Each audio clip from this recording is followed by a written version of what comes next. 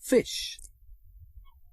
The fishermen who used the port near the big station were bringing in more fish than ever before. Each day the sheds on the quayside were piled high with boxes. Much of this extra fish had to travel by rail, so the trains which Henry and the other engines had to pull became heavier.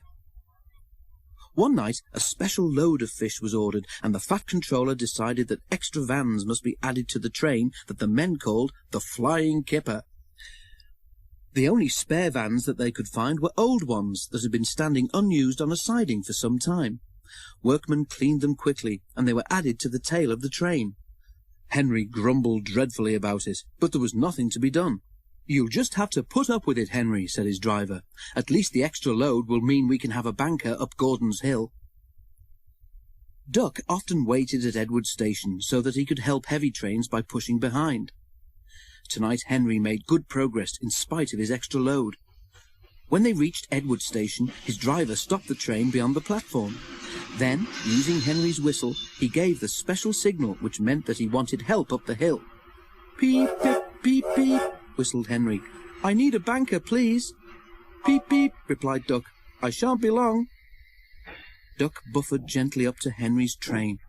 He was not coupled on so that Henry could run on without stopping when they reached the top. "Ready?" Duck whistled. Pull hard, puffed Henry. We're doing it," replied Duck. Henry was pulling harder than he thought. It was a dark night, and Duck felt the weight on his buffers slacken. Because of the dark, he could not see that Henry had taken the train on his own and was slowly drawing ahead. All trains carry a red lamp on the final vehicle to show that the train is complete. This is called a tail lamp. Duck's driver began to be worried. "There's no sign of a tail lamp," he said to the fireman, "but we must keep going." Duck whistled, but there was no reply from Henry. Henry, meanwhile, was going well, but his train seemed to be getting heavier. He had to keep moving, but he could not avoid slowing down.